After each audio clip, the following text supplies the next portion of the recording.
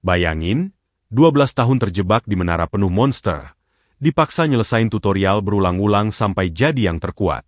Begitu keluar, dunia langsung gempar dengan kekuatannya. Kalau kalian penasaran sama aksinya, langsung aja kita mulai ceritanya.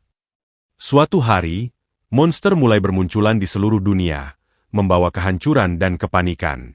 Bersamaan dengan itu, sebuah bangunan misterius muncul, menara tutorial.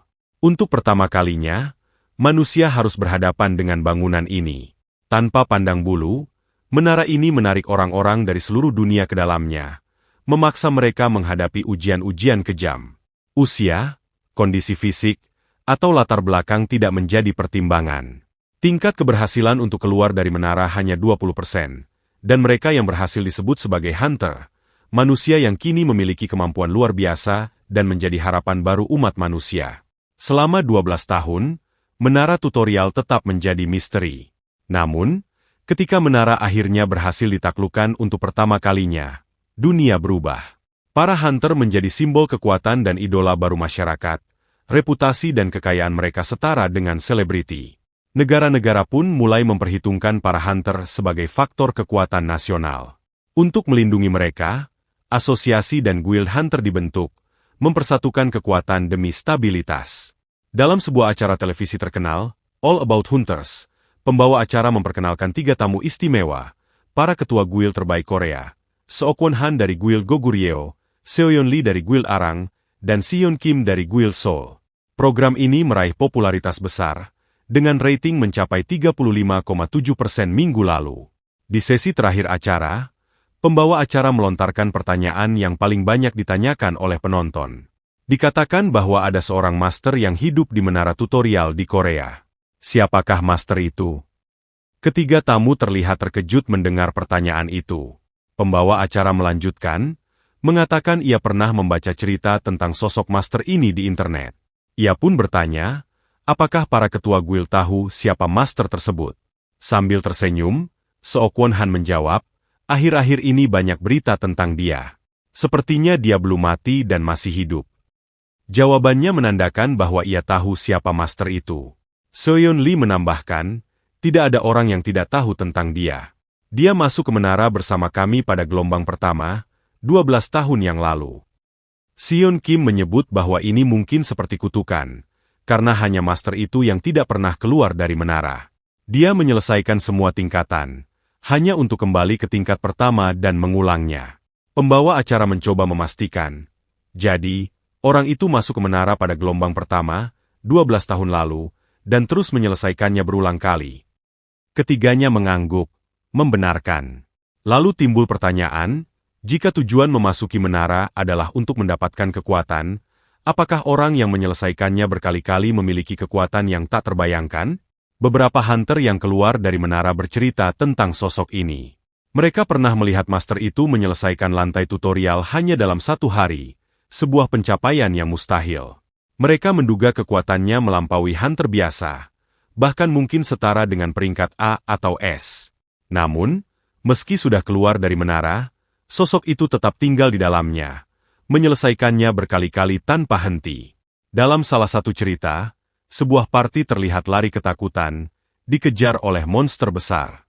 Namun, di tengah lorong, ada seorang pria berdiri tenang, tak bergerak sedikit pun. Tiba-tiba, sebuah ledakan dahsyat menggema, menghancurkan dinding di sekitarnya. Namun, pria itu tetap berdiri tegap, tanpa rasa takut.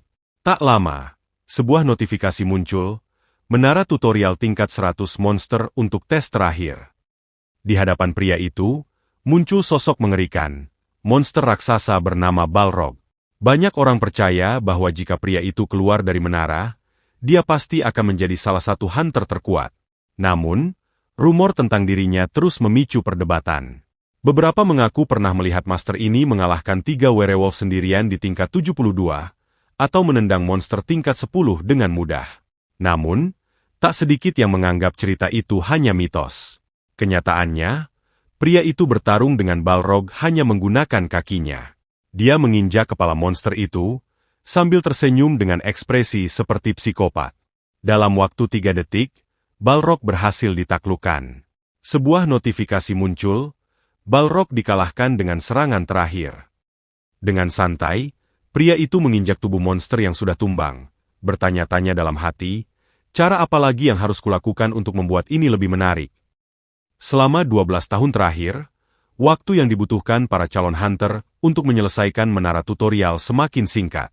Menara tutorial di seluruh dunia memiliki isi yang sama, sehingga tidak ada perubahan signifikan dalam tantangan yang harus dihadapi.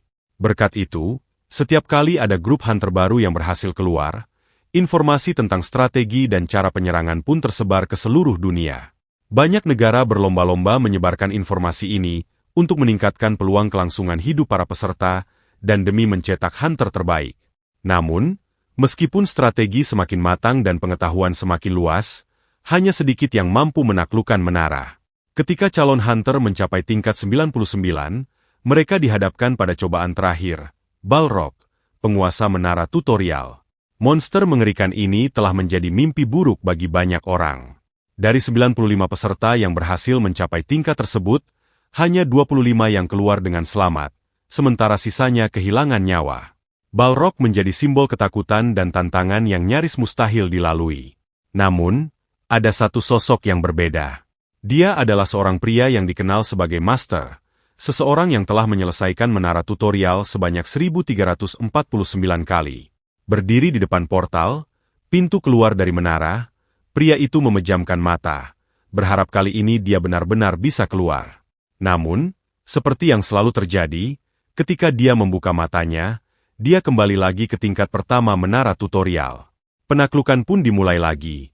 Kali ini adalah yang ke-1350. Melihat kenyataan ini, dia hanya bisa tertawa getir. Frustrasi, dia berteriak ingin pulang. Ingin keluar dari menara, tapi teriakannya hanya bergema sia-sia. Dia terjatuh, membaringkan tubuhnya sambil menatap kosong ke layar informasi. Namanya Hyunwoo Kim, usianya 24 tahun. Dalam hati, dia berpikir bahwa mengulanginya lagi tidak akan memberi pengalaman baru. Tidak ada lagi tantangan, hanya kehampaan yang terus berulang. 12 tahun lalu, saat pertama kali Hyunwoo dan timnya memasuki menara tutorial, semuanya terasa berbeda. Mereka adalah grup pertama yang berhasil mencapai tingkat 100. Ketika berdiri di depan portal, mereka tertawa bahagia, yakin bahwa perjuangan mereka telah usai. Mereka saling berjanji untuk tetap menjalin hubungan baik di dunia luar. Namun, sesuatu yang aneh terjadi. Ketika Hyunwoo melangkah masuk ke portal, dia tiba-tiba kembali berada di tingkat pertama. Teman-temannya tidak terlihat, dan dia hanya sendirian. Kebingungan berubah menjadi kekesalan ketika dia menyadari bahwa dia terjebak di menara. Dalam pengulangan berikutnya, dia mulai menyadari bahwa dia mendapatkan kemampuan baru, tetapi bersamaan dengan itu, dia juga menerima kutukan menara. Kutukan ini membuatnya tidak bisa keluar. Satu-satunya cara untuk menghilangkan kutukan itu adalah menyelesaikan menara seorang diri, tanpa bantuan siapapun. Dia mencoba segalanya.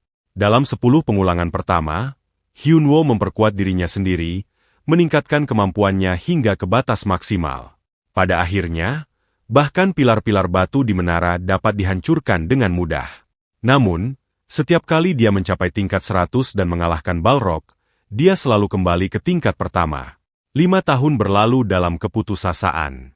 Hyunwoo melakukan segala cara untuk menghilangkan kutukannya, tetapi semua usahanya sia-sia. Pada akhirnya, dia mulai menerima nasibnya. Dalam pengulangan ke-433, dia mencoba bermain peran sebagai NPC, membantu peserta lain yang baru memasuki menara.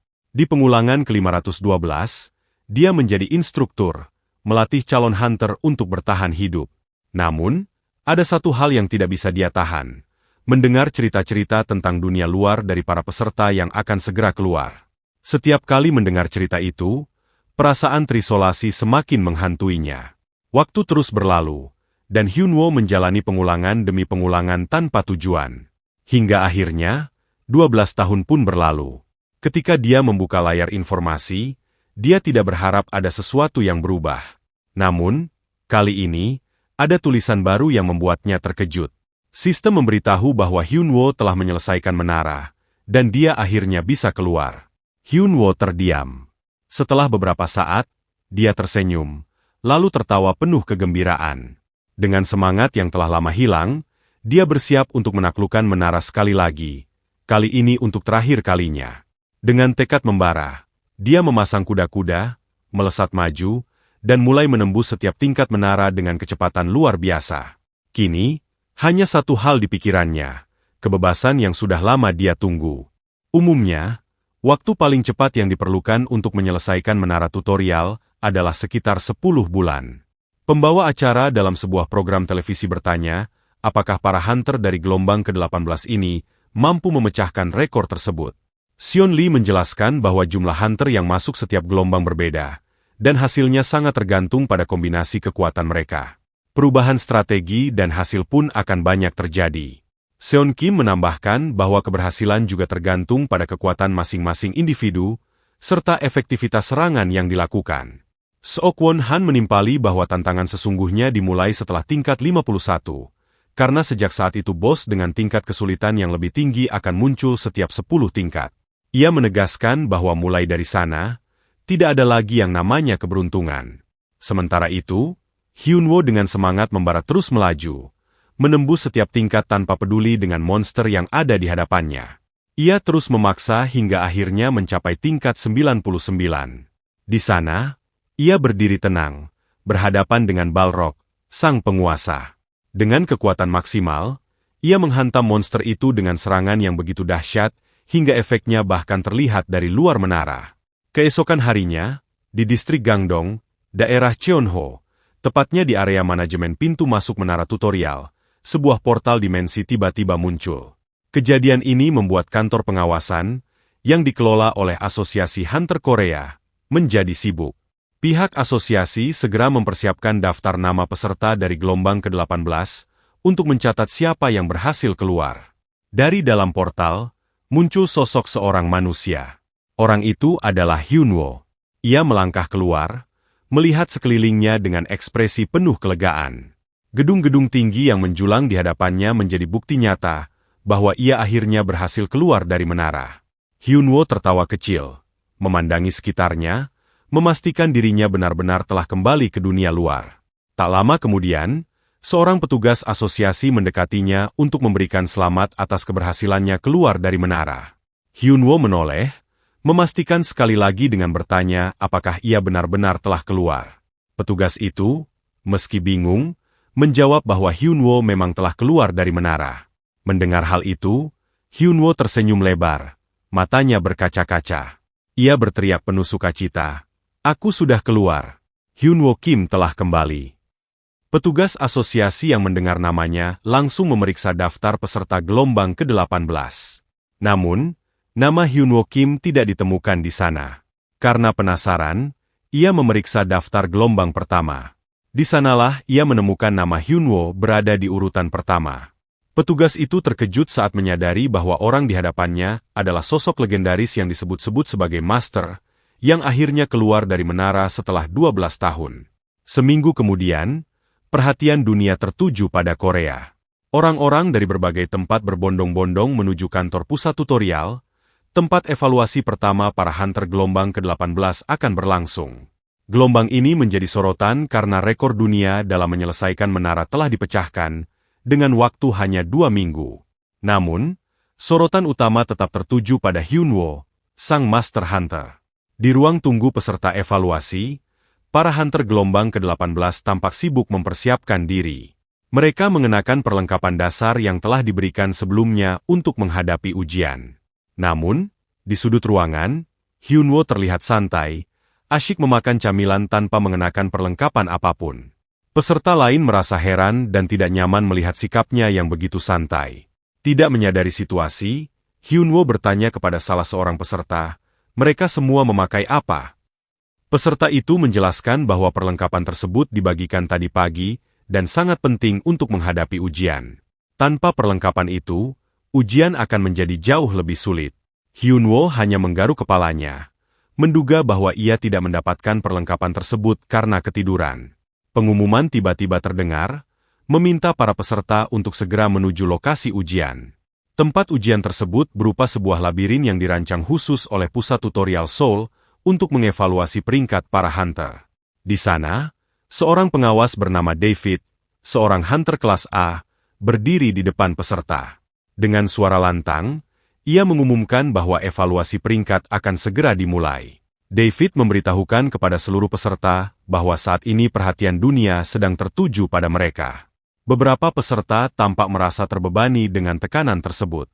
Melihat hal itu, David tersenyum dan mencoba menenangkan suasana.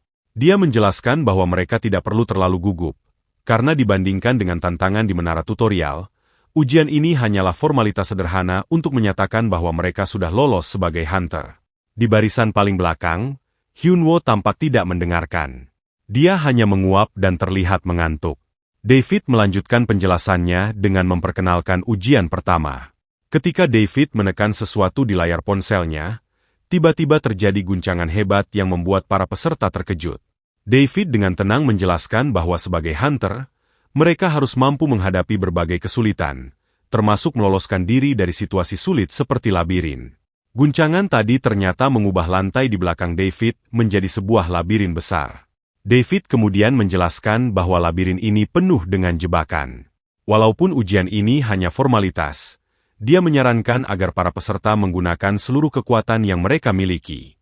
Dalam waktu 30 menit, mereka harus berhasil keluar dari labirin tersebut.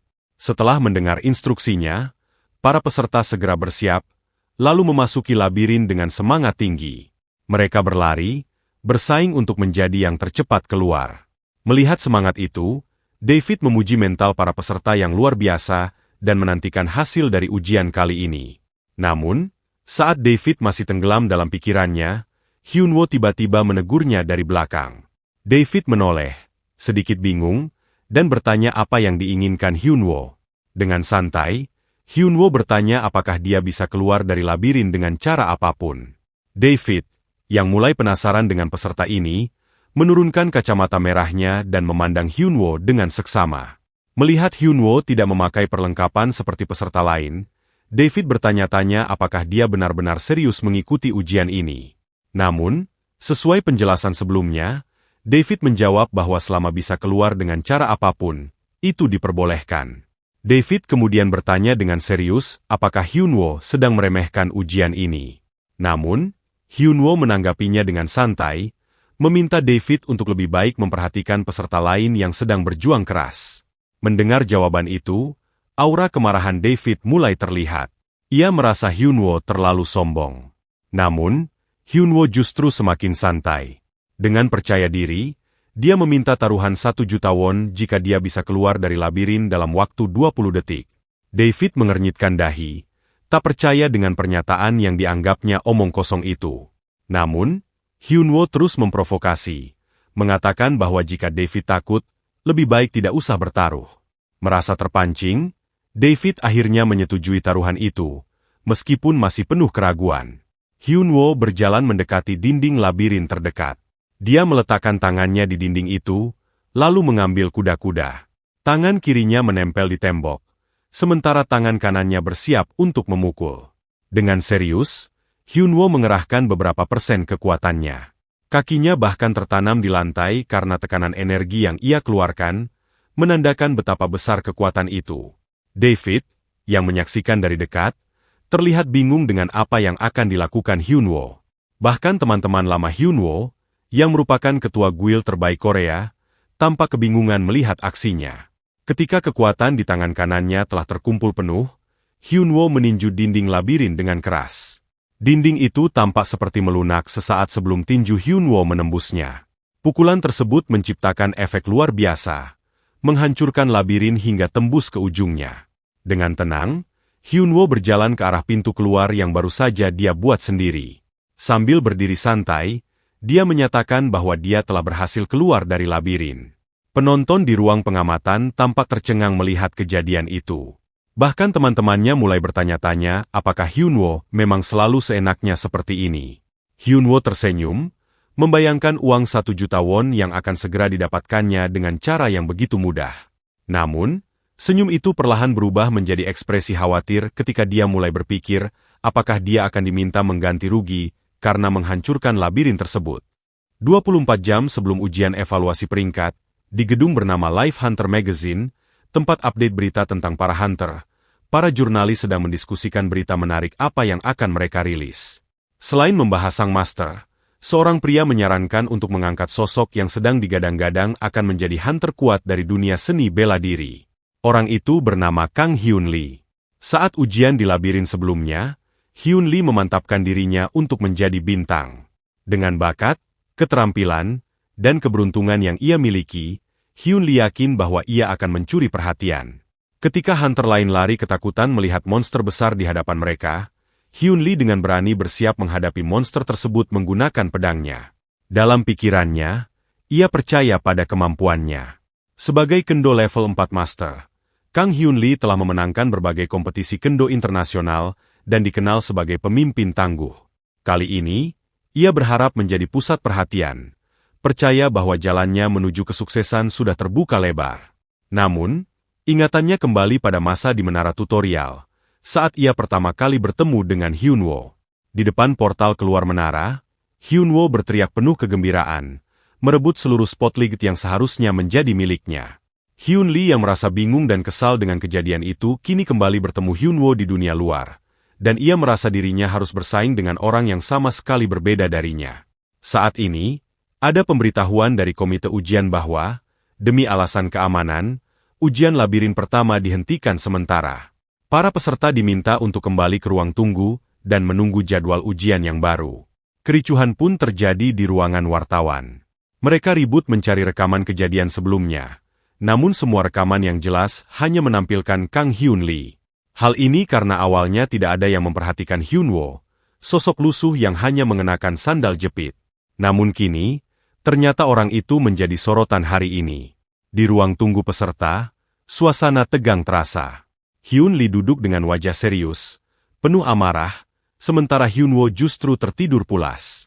Para peserta lain berbisik-bisik tentang letusan yang disebabkan oleh Hyunwoo, beberapa bahkan menyebutnya sebagai Sang Master. Namun, di dalam pikirannya sendiri, Hyun Lee tidak terpengaruh.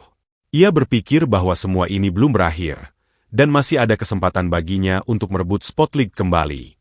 Tak lama kemudian, pemberitahuan dari komite ujian kembali terdengar.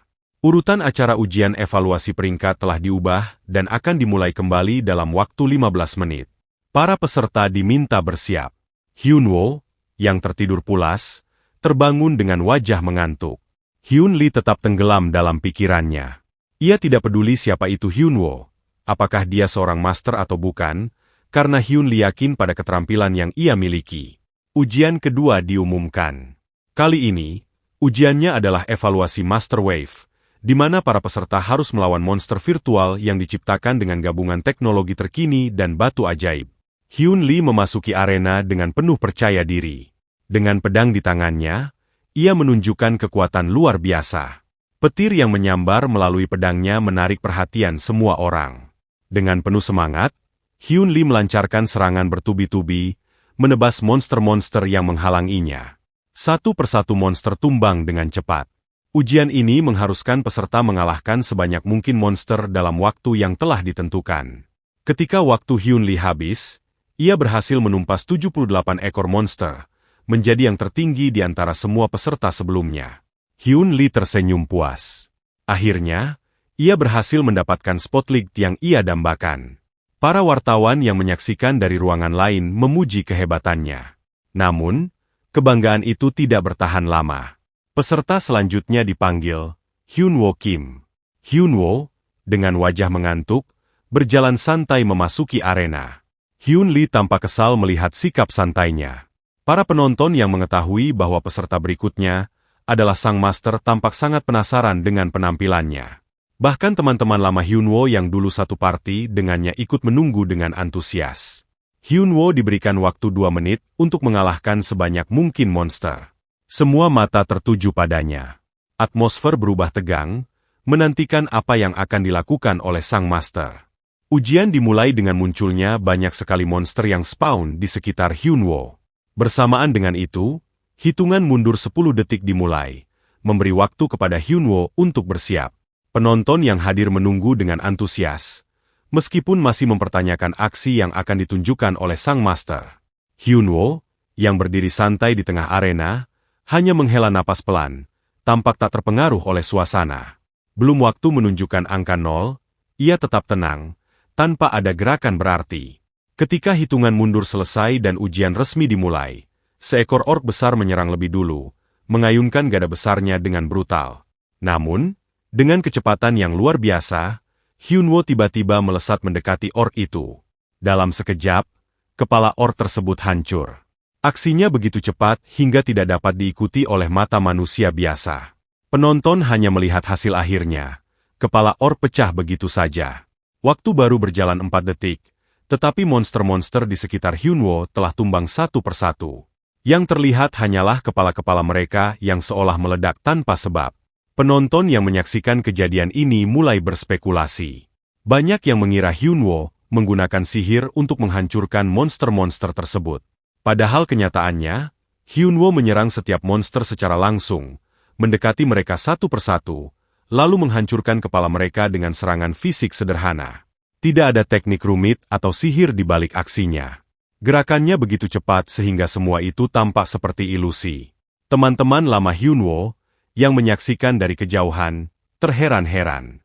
Mereka bertanya-tanya, apa yang sebenarnya telah dilakukan Hyunwoo selama ini di menara tutorial. Yang mereka tahu, Hyunwoo selama ini hanya dikenal sebagai nama besar. Tetapi kini, mereka menyadari bahwa Hyunwoo telah berubah menjadi sesuatu yang jauh lebih mengerikan, seorang monster dalam wujud manusia. Ketika waktu menunjukkan angka 0, menandakan ujian telah selesai, Hyunwoo berdiri dengan santai. Dalam waktu 2 menit, ia telah menaklukkan 248 ekor monster, sebuah pencapaian yang luar biasa. Aksi Hyunwoo ini langsung menjadi sorotan. Video tentang ujiannya diunggah dengan judul The Master, dan video itu dengan cepat menjadi viral. Banyak orang mempertanyakan kekuatannya. Tidak sedikit yang mengira bahwa Hyunwoo adalah seorang penyihir kelas S. Di tempat lain, Hyun Lee yang menyaksikan berita tersebut melalui ponselnya langsung dipenuhi kemarahan. Ia melihat spotlight yang baru saja ia dapatkan kini sepenuhnya beralih ke Hyunwoo. Dalam amarahnya, ia menghancurkan ponsel, pintu kamar, bahkan tembok di sekitarnya. Hyun Lee merasa semuanya tidak adil. Ia telah bekerja keras, berjuang mati-matian, bahkan mencoba memburu satu monster tambahan ketika peserta lain sudah selesai. Namun kini, semua usahanya terasa sia-sia.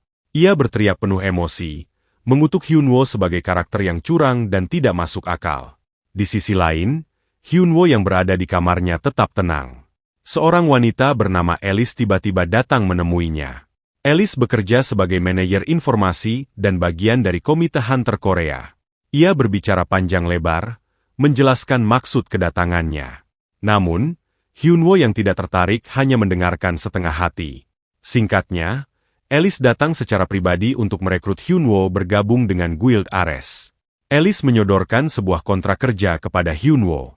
Di dalam kontrak tersebut tertera hak dan kewajiban anggota Guild Ares, termasuk detail pembayaran. Saat Hyunwoo membacanya, ia terkejut melihat pasal pertama, yang menyebutkan bahwa begitu kontrak disetujui, uang muka dengan jumlah yang tertera akan langsung dibayarkan sekaligus kepada anggota. Hyunwoo menghitung jumlah 0 di angka yang tertera, yang terasa begitu panjang. Alice tersenyum, bertanya apakah Hyunwoo mau bergabung. Hyunwoo hanya terdiam, tak bisa membayangkan bagaimana rasanya mendapatkan uang muka sebesar 100 miliar won. Sebelum itu, Hyunwoo bertanya sejak kapan nilai mata uang Korea anjlok dan apakah terjadi sebuah krisis. Alice menjawab bahwa memang ada kesulitan karena munculnya para monster. Namun hal itu tidak membuat Korea mengalami krisis ekonomi. Sebaliknya, harga tanah justru meningkat. Alice menunjukkan ponselnya kepada Hyunwoo, memperlihatkan harga tanah di sekitar tempat yang dulu Hyunwoo tinggali. Hyunwoo terkejut melihat bahwa tanah yang dulunya seharga 3 miliar kini menjadi 13 miliar. Ia syok mendengar itu. Alice melanjutkan penjelasannya bahwa meskipun harga tanah meningkat, Hyunwoo tidak perlu terlalu khawatir. Karena uang 100 miliar dalam kontrak itu hanyalah uang muka saja. Jika Hyunwoo berniat membuat kontrak baru setelah kontrak pertama selesai, ia akan mendapatkan bayaran sebesar 2 kali lipat dari jumlah tersebut. Hyunwoo terdiam terpaku, membayangkan uang 200 miliar. Alice menambahkan bahwa tentu saja Hyunwoo harus berbagi barang jarahan dari labirin dengan guild. Namun, perbandingan pembagian tetap akan jauh lebih menguntungkan bagi Hyunwoo. Dengan wajah serius, Hyunwoo bertanya apakah urusan kontrak guild seperti ini adalah pekerjaan seorang manajer informasi Komite Hunter. Alice menjelaskan bahwa ia memiliki koneksi pribadi dengan perekrut dari Guild Ares yang memintanya menyampaikan hal ini. Hyunwoo berpikir bahwa setahunnya tidak boleh ada rekomendasi kontrak selama masa pelatihan. Alice, yang melihat kebingungan Hyunwoo, berkata bahwa ia tidak perlu memutuskan dengan cepat. Namun, Hyunwoo langsung menyatakan bahwa ia sudah memutuskan. Dari awal, ia tidak memiliki niatan untuk bergabung dengan guild, apapun itu. Alice tersenyum ketir mendengar jawaban itu, menganggap Hyunwoo bercanda. Tetapi Hyunwoo meyakinkannya bahwa ia tidak bercanda sama sekali. Ia tidak mau beraktivitas sambil terikat pada guild. Alice, yang tidak percaya, hanya bisa tertawa kecil. Setelah itu, Hyunwoo kembali ke kamarnya. Ia berpikir bahwa dunia ini adalah tentang give and take. Tidak mungkin mereka memberikan 100 miliar tanpa imbalan besar. Hyunwoo yakin bahwa jika ia menerima uang itu, akan ada banyak pekerjaan rumit yang harus dilakukan. Ia tidak menyukai hal semacam itu dan hanya ingin hidup santai, nyaman, dan melakukan apa yang ia inginkan. Ia teringat debat sebelumnya dengan Alice. Sebelum pergi, Alice sempat bertanya apakah Hyunwoo tidak mau melakukan aktivitas sebagai seorang hunter. Hyunwoo menjawab santai bahwa ia mendengar ada hunter yang bekerja secara individual. Alice langsung menyangkal, mengatakan bahwa tidak mungkin ada hunter yang bisa menjelajahi labirin sendirian tanpa bantuan guild.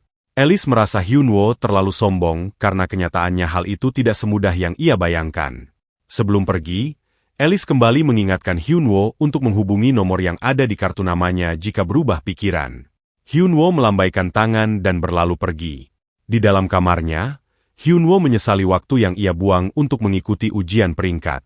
Ia berpikir bahwa jika saja ia tahu lebih awal tentang hunter bayaran, lebih baik ia tidur daripada membuang waktu. Ia mengecek daftar guild yang ingin bertemu dengannya, dan mendapati nama yang tidak asing. 5 hari kemudian, di hari terakhir masa perlindungan hunter baru, Hyunwoo bertemu dengan 3 teman satu partinya dulu di sebuah restoran Jepang di Mokdong.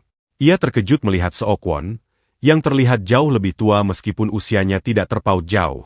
Seon Kim, yang dulu anak SMA yang sering menggerutu, kini menjadi pria tampan. Seo Yeon, yang dulu terlihat biasa saja, kini berubah menjadi seseorang yang sangat berbeda. Hyunwoo memanggil Seon Kim, mengingatkannya tentang kebiasaannya merengek saat mereka melewati bos di tingkat 50. Seon Kim panik dan marah, karena Hyunwoo hanya mengingat hal-hal memalukan tentangnya. Selanjutnya, Hyunwoo memanggil Seo Yeon, mengungkit saat ia mengompol di tingkat 14. Seo Yeon marah dan malu mendengar itu. Setelah itu, Hyunwoo menikmati santapan sushi di depannya dengan penuh sukacita. Ia merasa tidak percaya bagaimana ia bisa bertahan 12 tahun di menara tanpa makanan enak seperti ini. Mendengar itu, Seon Kim tertawa, mengingat saat di tingkat 70 ketika mereka bertemu dengan Merman. Saat itu, Hyunwoo begitu bersemangat karena berpikir bahwa Merman bisa dijadikan sushi. Mereka mulai terbiasa dengan cerita-cerita misterius yang tersebar tentang Hyunwoo di luar menara. Hyunwoo, yang penasaran, bertanya cerita apa yang dimaksud. Mereka bertiga menjelaskan bahwa Hyunwoo sangat terkenal, hingga apa yang ia lakukan di menara disiarkan di TV. Hyunwoo terkejut, terpaku membayangkan gelagat-gelagatnya selama di menara tersebar luas. Ia mulai bertanya-tanya, hal memalukan apa yang menjadi viral. Ternyata, cerita yang paling terkenal adalah saat Hyunwoo mengalahkan bos Dungeon sambil menari, atau ketika ia menyelesaikan tingkat 1-10 hanya dengan menendang.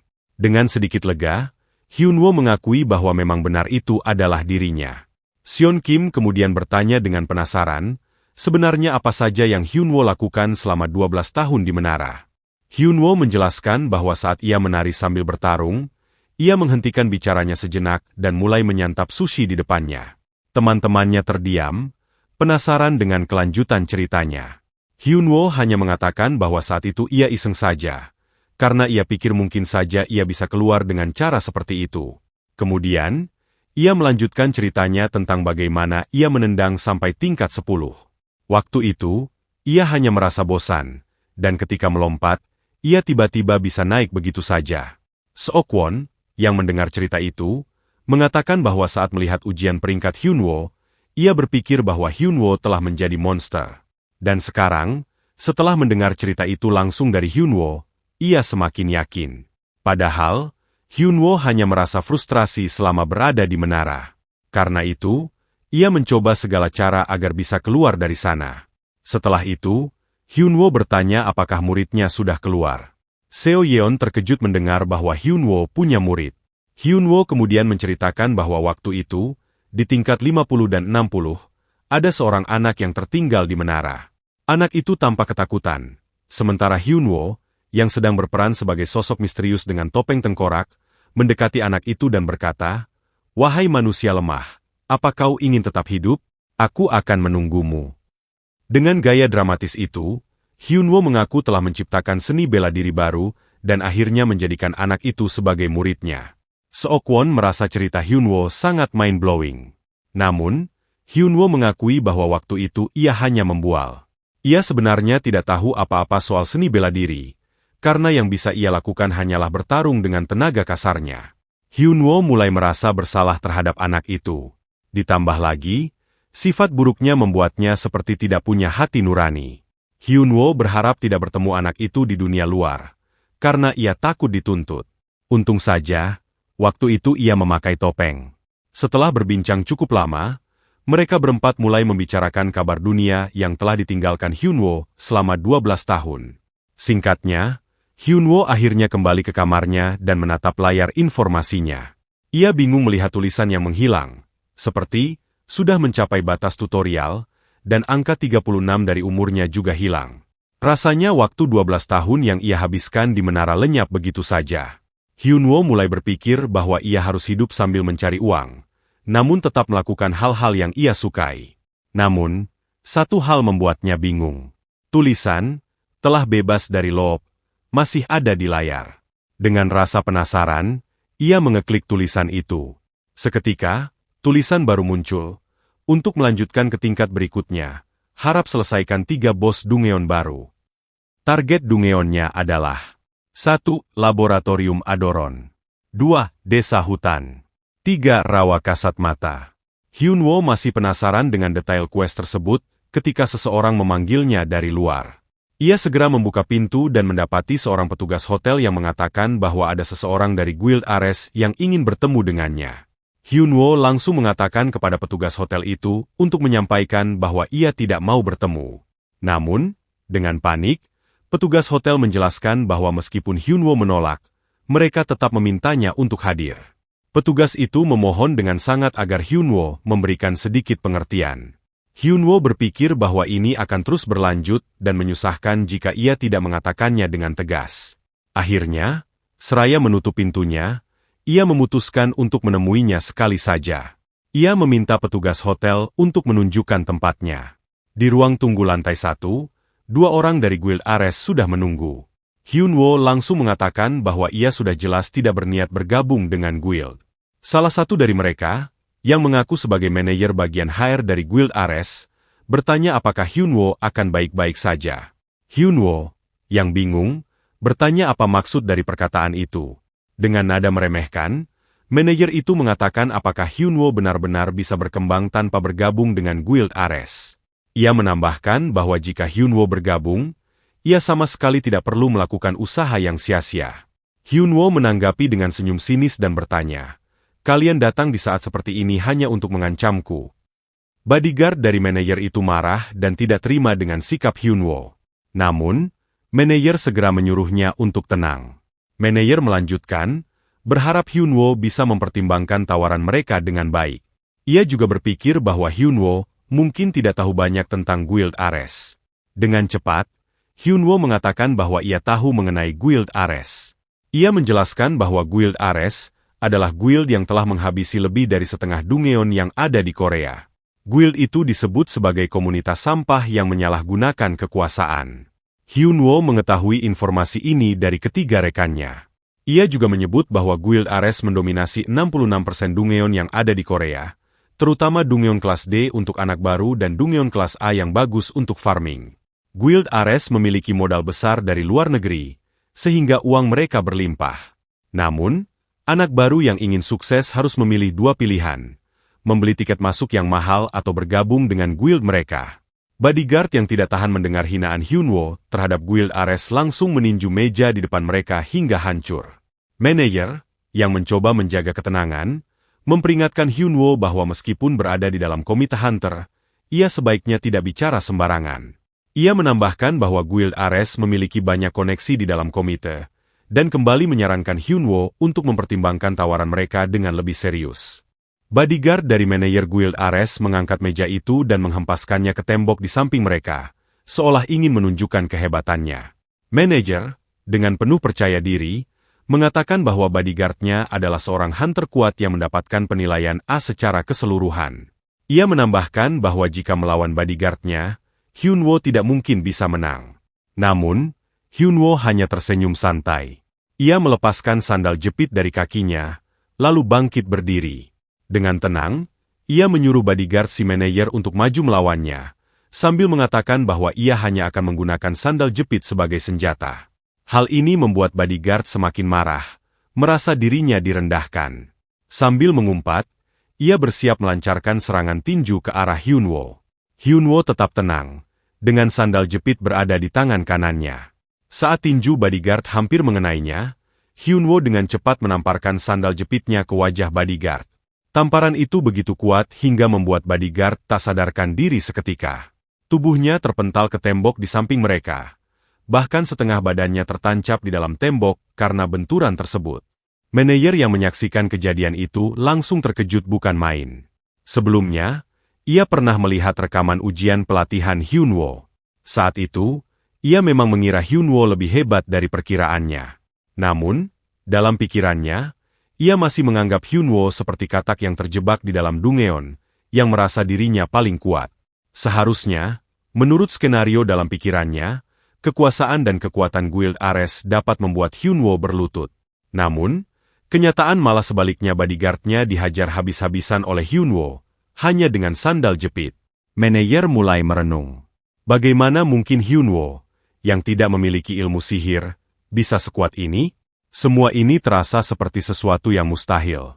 Pikirannya terhenti ketika Hyunwoo, dengan langkah santai, mulai mendekatinya. Hyunwoo berbicara dengan suara tenang, namun mengintimidasi. "Apa kau tahu hal yang paling kubenci?" tanya Hyunwoo. Manajer, yang kini mundur ketakutan hingga punggungnya menempel ke dinding, tidak bisa berkata apa-apa.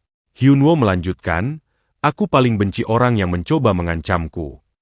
Dengan sandal jepit yang kini sudah rusak setengah karena menghantam bodyguard tadi, Hyunwoo melancarkan serangan yang sama ke arah manajer. Singkat cerita, malam itu Hyunwoo menginap di apartemen Seon Kim. Seon Kim, yang mengetahui kejadian sebelumnya, memperingatkan Hyunwoo untuk berhati-hati terhadap orang-orang dari Guild Ares, karena mereka sangat berbahaya. Hyunwoo, yang sedang menikmati strawberry segar, hanya tertawa kecil dan bertanya, "Apa yang berbahaya?" Seon Kim menjelaskan bahwa Guild Ares tidak main-main dalam menangani masalah. Orang lain pun sebisa mungkin menghindari konflik dengan mereka. Hyunwoo, yang terlihat santai, bertanya, "Mengatasi masalah bagaimana?" Seon Kim menjelaskan bahwa Guild Ares bisa mengancam agar seseorang tidak bisa bergabung dengan guild lain.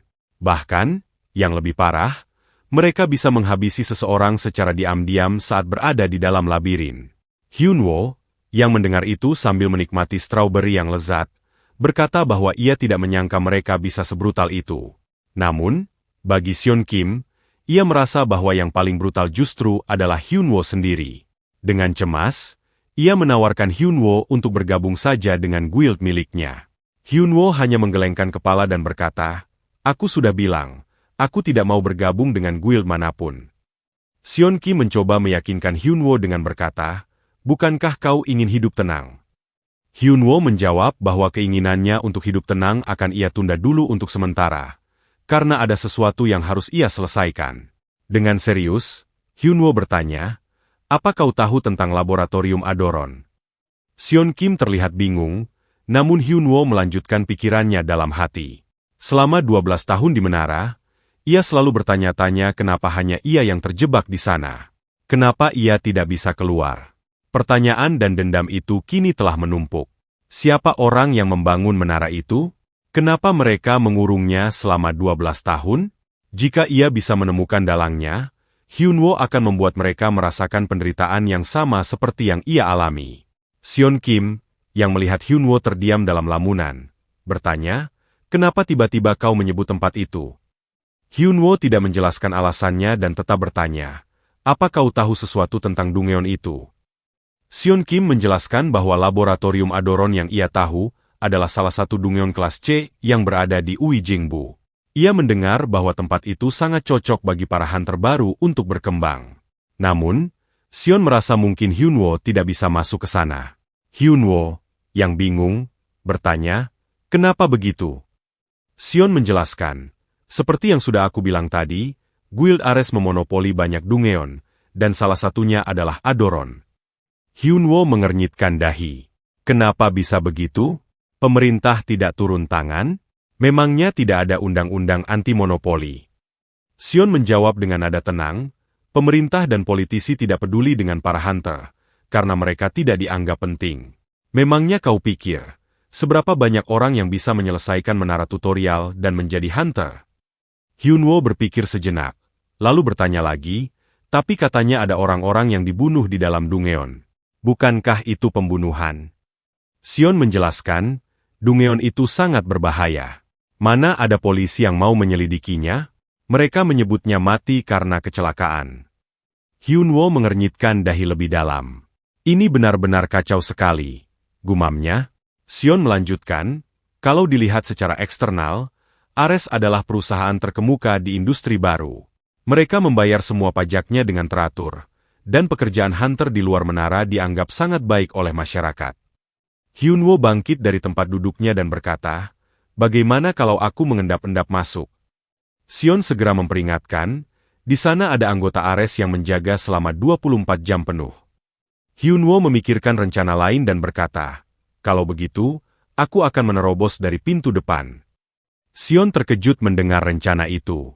"Kalau kau melakukan itu, kau akan menjadi musuh semua orang dari Guild Ares," katanya, mengingatkan Hyunwoo tentang kejadian sebelumnya saat menghajar manajer dan bodyguard Guild Ares. Namun, Hyunwoo hanya mengangkat bahu, merasa bahwa nasi telah menjadi bubur. Sementara itu, di pusat gedung Guild Ares, para petinggi sedang membicarakan rencana ekspansi Guild ke Cina. Salah satu dari mereka mengatakan bahwa prosesnya akan memakan waktu paling cepat 5 bulan.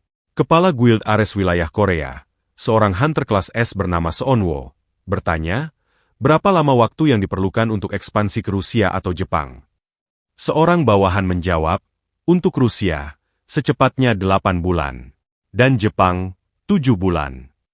Seonwoo tersenyum kecil dan berkata, "Tidak masalah kalau memerlukan waktu lama. Yang penting, kita sudah maju 1 langkah lebih cepat dari yang lain." Ia mengumpamakan situasinya seperti berburu. Kita tidak perlu lari lebih cepat dari bos Dungeon.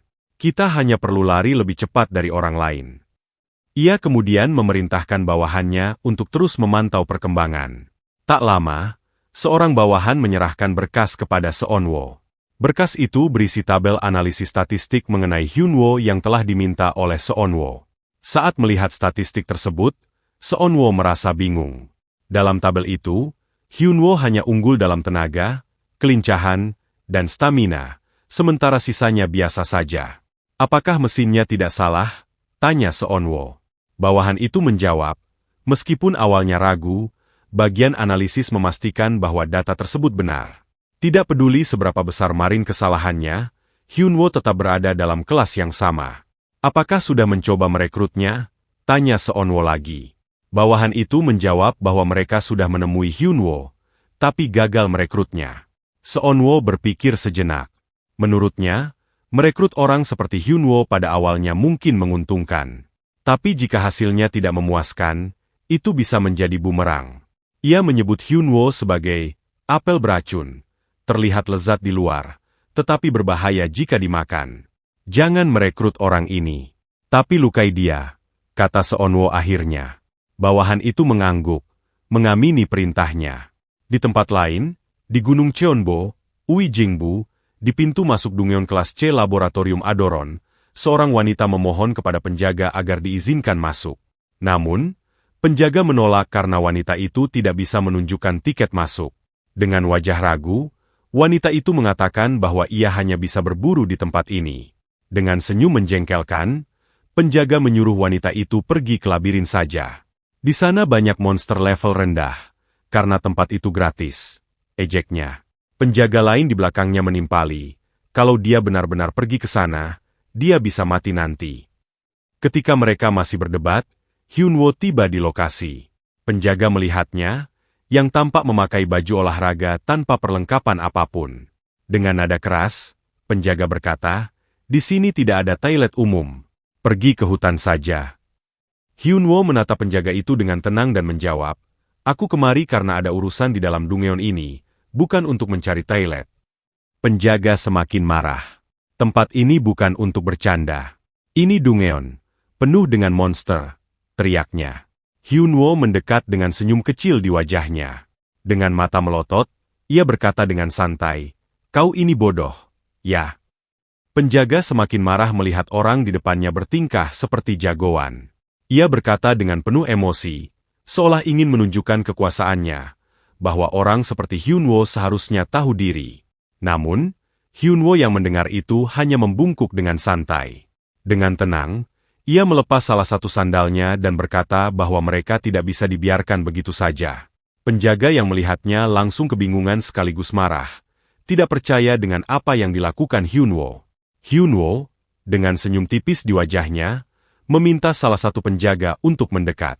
Namun, permintaan itu justru membuat penjaga semakin marah. Ia mulai menghardik, mengatakan bahwa Hyunwoo sudah benar-benar gila. Tapi sebelum penjaga itu selesai berbicara, Hyunwoo menghantamkan sandalnya dengan cepat ke arah wajah penjaga tersebut. Serangan itu begitu kuat hingga tubuh penjaga terpental jauh ke belakang, menabrak pagar besi hingga pagar tersebut hancur berantakan. Penjaga itu terkapar, tidak sadarkan diri. Penjaga lain yang menyaksikan kejadian itu hanya bisa terpaku. Matanya melirik ke belakang, melihat rekannya yang sudah tergeletak tak berdaya. Rasa terkejut dan ketakutan meliputi dirinya. Di tengah kekalutan itu, ia mendengar Hyunwoo bergumam dengan santai bahwa seharusnya ia mengontrol tenaganya lebih baik. Hyunwoo mendekati penjaga yang masih berdiri dengan gemetar. Ia meminta sepatu penjaga itu tanpa basa-basi. Penjaga, yang kebingungan, bertanya apa maksud dari permintaan Hyunwoo. Tetapi Hyunwoo, dengan nada dingin, hanya menatap tajam dan bertanya apakah penjaga itu ingin ia perlakukan seperti rekannya. Penjaga yang ketakutan akhirnya menyerahkan sepatunya tanpa banyak bicara. Hyunwoo langsung memakai sepatu itu, merasa puas dengan kualitasnya. Ia memuji sepatu tersebut, mengatakan bahwa sepatu itu terbuat dari besi namun tetap ringan. Sementara itu, penjaga yang kehilangan sepatunya hanya bisa meratapi nasibnya, mengingat betapa mahal harga sepatu itu. Hyunwoo, yang memperhatikan ekspresi penjaga, berkata dengan nada santai bahwa ia tidak sejahat itu. Ia melempar sandal jepit rusaknya sebagai ganti, lalu melangkah santai memasuki Dungeon tanpa mempedulikan penjaga yang masih meratap. Di tempat lain, di distrik Songnhae, tepatnya di markas Guild Soul, Seoyeon terlihat marah besar kepada Seon Kim. Ia menganggap Seon membiarkan Hyunwoo pergi begitu saja. Namun, Seon membela diri. Ia mengatakan bahwa Hyunwoo pergi dengan keinginannya sendiri, dan tidak ada yang bisa ia lakukan untuk menahannya. Seoyeon, yang mendengar pembelaan itu, tidak bisa menahan rasa frustrasinya. Ia mengungkapkan kekhawatirannya akan liciknya Guild Ares. Seon, meskipun setuju, mengatakan bahwa Hyunwoo adalah orang yang keras kepala dan tidak pernah mendengarkan nasihat. Seoyeon akhirnya mengakui betapa sulitnya mengatur seseorang seperti Hyunwoo. Ia teringat sifat Hyunwoo, bahwa ketika ia diam, ia adalah orang yang tenang. Namun, jika ia sudah memiliki musuh, ia akan melakukan segala cara untuk mengalahkan mereka. Sementara itu, di dalam Dungeon level C, terlihat sosok bos Dungeon bernama Adoron. Penampilannya menyerupai seorang ilmuwan gila, dengan senyum psikopat dan tatapan penuh obsesi. Di tempat yang sama, sekelompok party hunter sedang mengendap-endap, memantau pergerakan Adoron dari kejauhan. Mereka tahu bahwa memburu Adoron tidak akan menghasilkan banyak uang, Itulah sebabnya Guild Ares tidak terlalu peduli dengan Dungeon ini.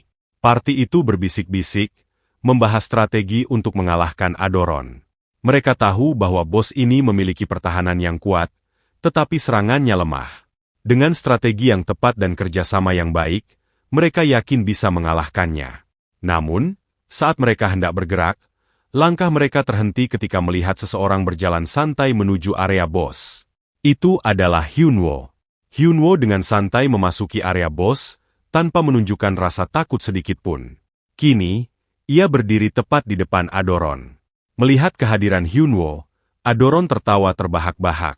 Tawa itu menggema di seluruh ruangan. Wajahnya menunjukkan kegembiraan yang aneh, seolah-olah ia baru saja menemukan mainan baru. Adoron, dengan nada penuh kegilaan, berbicara seolah-olah Hyunwoo adalah objek eksperimen yang sempurna. Ia bertanya dengan nada mengejek, mau mulai dari mana penelitiannya? Mata, jantung, atau tulang belakang? Katakan saja. Apapun itu, aku bisa menanganinya dengan baik. Sambil menyeringai lebar, Adoron menatap Hyunwoo dengan penuh antusias. Masa kecil Hyunwoo diperlihatkan dengan jelas, menghadirkan suasana pilu. Setelah kedua orang tuanya meninggal akibat kecelakaan, ia ditinggalkan di panti asuhan. Omnya mengambil semua harta warisan yang seharusnya menjadi milik Hyunwoo, meninggalkan bocah itu tanpa harapan. Mungkin karena rasa kecewa terhadap orang-orang dewasa di sekitarnya, Hyunwoo tumbuh menjadi seseorang yang baik hati, tetapi jika ada yang mencoba menekan atau mengendalikannya, ia akan memusuhi orang tersebut. Dalam situasi seperti itu, Hyunwoo sering menunjukkan sifat ekstrim dan menumpahkan segalanya pada lawannya. Kembali ke laboratorium Adoron, bos Dungeon itu masih larut dalam kebahagiaannya. Ia menganggap kedatangan Hyunwoo sebagai bahan eksperimen baru. Namun, kegembiraan Adoron tidak berlangsung lama. Dengan gerakan cepat, Hyunwoo menendang kepala Adoron dengan keras, membuat tubuh bos Dungeon itu hancur seketika. Kelompok parti yang sebelumnya memantau dari kejauhan terkejut melihat pemandangan tersebut. Mereka tidak menyangka bahwa Hyunwoo dapat menjatuhkan Adoron hanya dengan satu serangan. Hyunwoo membuka layar informasinya dan membaca bahwa Dungeon Laboratorium Adoron telah selesai. Tanpa membuang waktu, ia bersiap menuju destinasi berikutnya, desa hutan. Kelompok parti itu, yang menyadari siapa sosok di depan mereka, menjadi merinding. Dengan gaya rambut khas dan pakaian olahraga yang dikenakan Hyunwoo, mereka sadar bahwa orang ini adalah sang master, ranking pertama Hunter. Mereka merasa tak percaya bisa melihat sang master secara langsung. Di Guild Ares cabang Korea, tepatnya di basement lantai 5 bagian manajemen, Kepala HRD menemui Chung Myung-woo, Kepala Cabang Bagian Manajemen Korea. Kepala HRD meminta Chung Myung untuk mengajar Hyunwoo secukupnya. Namun, ia menambahkan bahwa apapun yang terjadi, tidak masalah jika cara yang digunakan sedikit ekstrim. Chung Myung bertanya apakah itu adalah keinginan Kepala HRD sendiri. Kepala HRD menjelaskan bahwa tindakan Hyunwoo yang mengobrak-abrik Dungeon mereka dan mengalahkan para hunter penjaga Dungeon telah mencoreng nama Guild Ares. Chung Myung mendengarkan dengan serius. Ia berkata agar Kepala HRD tidak perlu khawatir. Ia sendiri akan menangani Hyunwoo dan memastikan tidak ada yang dilakukan dengan setengah-setengah. Kepala HRD mengangguk, lalu meninggalkan ruangan. Sementara itu, di tempat lain, Hyunwoo sedang bermain dengan ponsel barunya. Ponsel itu sebenarnya dibelikan oleh Sion agar Hyunwoo lebih mudah dihubungi. Namun, sudah 3 jam berlalu, dan Hyunwoo masih asyik memfoto berbagai objek dengan ponselnya. Sion, yang merasa kesal, memberitahu bahwa Dungeon desa hutan yang Hyunwoo tanyakan sedang dikelola oleh guildnya. Ia juga menjelaskan bahwa saat ini di Dungeon tersebut tidak ada bos monster. Awalnya, Hyunwoo tidak terlalu peduli dengan apa yang dikatakan Sion. Tetapi ketika mendengar bahwa di Dungeon tersebut tidak ada bos monster, ia langsung terkejut. Hyunwoo bertanya kenapa bisa begitu. Sion menjelaskan bahwa Dungeon di dunia nyata berbeda dengan menara tutorial. Di menara, monster, termasuk bos monster, dapat regenerasi dalam waktu 1 hari. Namun, di Dungeon dunia nyata, bos monster membutuhkan waktu lebih lama untuk muncul kembali. Hyunwoo terlihat semakin penasaran. Ia bertanya berapa lama waktu regenerasi bos monster di desa hutan. Sion menjelaskan bahwa untuk Dungeon tersebut, bos monster biasanya membutuhkan waktu sekitar 1 bulan. Kabar baiknya, bos monster di sana telah ditaklukkan 4 minggu lalu, dan diperkirakan akan selesai regenerasi dalam 2 atau 3 hari lagi. Hyunwoo mengangguk, merasa lega bahwa ia tidak perlu menunggu terlalu lama. Kemudian, ia bertanya tentang Dungeon Rawa Kasat Mata. Sion menjawab bahwa ia kurang tahu banyak, karena Dungeon itu dimonopoli oleh Guild Ares. Mendengar itu, Hyunwoo terlihat muak. Ia merasa menangkap monster saja dibuat terlalu rumit, karena monopoli guild besar. Sion mencoba menenangkan Hyunwoo dengan menyarankan agar ia mendaftar ke ranking asosiasi Hunter. Dengan begitu, Hyunwoo bisa mendapatkan akses ke berbagai fasilitas, termasuk bantuan dari asosiasi.